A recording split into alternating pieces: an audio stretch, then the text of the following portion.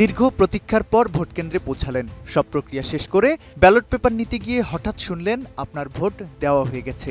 এমন মুহূর্তে মাথায় আকাশ ভেঙে পড়াই স্বাভাবিক। বাংলাদেশের ভোটকেন্দ্রগুলোতে এই দৃশ্য নতুন কিছু নয়। বিগত সময়ে ভোটকেন্দ্রগুলোতে নিজের ভোট আরেকজন দিয়ে দেওয়ার ঘটনা অহরহ ঘটেছে। ফলে ভোট দিতে না পেরে হতাশ হয়ে কেন্দ্র ছেড়েছেন অনেকেই। এ নিয়ে ভোটকেন্দ্রে বিশৃঙ্খলা, উত্তেজনা, এমনকি হতাহতের ঘটনারও নজির আছে। চুরি করে ভোট দেওয়া হয়ে গেছে জানানো হলেও যে ভোট দেওয়ার সুযোগ আছে তা অনেক ভোটারই জানেন না।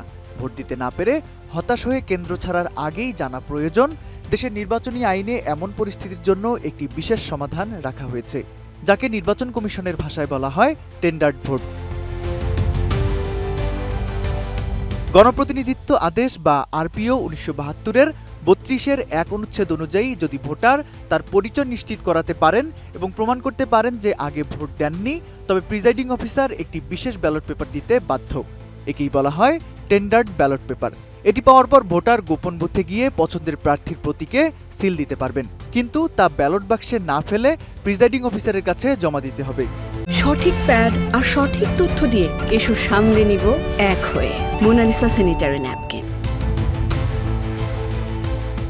এই টেন্ডার্ড ভোট বা সান্ত্বনা ভোট সাধারণ ব্যালট বাক্সে ফেলা হয় না।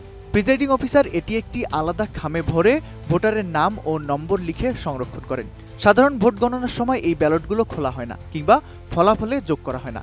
নির্বাচন বিশ্লেষক ও বিশেষজ্ঞরা একে ভোটারদের সাথে এক ধরনের প্রতারণা হিসেবে অভিহিত করেন, কারণ সাধারণ ভোটাররা জানেনই না যে তাদের দেওয়া এই ভোটটি গণনায় আসছে না। এটি কেবল তখনই খোলা হতে পারে যদি নির্বাচনের ফলাফল নিয়ে কোনো প্রার্থী আদালতের দ্বারস্থ হন এবং আদালত নির্দেশ দেন।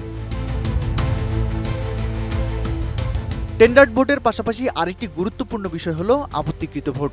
যদি কোনো পোলিং এজেন্ট কাউকে ভুয়া ভোটার হিসেবে দাবি করেন বা আগে ভোট দিয়েছেন দাবি করেন, তবে ১০০ টাকা মুচলেকা দিয়ে ব্যালট সংগ্রহ করে ভোট দেওয়ার সুযোগ থাকে। তবে এই আপত্তিকৃত ভোট টেন্ডার্ড ভোটের মতো নয়। এটি সরাসরি গণনায় অন্তর্ভুক্ত হয় এবং ফলাফলে প্রভাব ফেলতে পারে। অন্যদিকে টেন্ডার্ড ভোট গণনায় না নেওয়ার যৌক্তিক কারণও দেখিয়েছেন নির্বাচন সংশ্লিষ্টরা। যদি কোনো কেন্দ্রে শতভাগ ভোট পড়ে যায় এবং সেখানে টেন্ডার্ড ভোটও যোগ করা হয়, তবে ভোটের হার শতভাগ ছাড়িয়ে যাবে, যা আইনগতভাবে বড় ধরনের জটিলতা তৈরি করবে। ত্রয়োদশ জাতীয় সংসদ নির্বাচনেও এই টেন্ডার্ড ভোটের বিধান বহাল রাখা হয়েছে।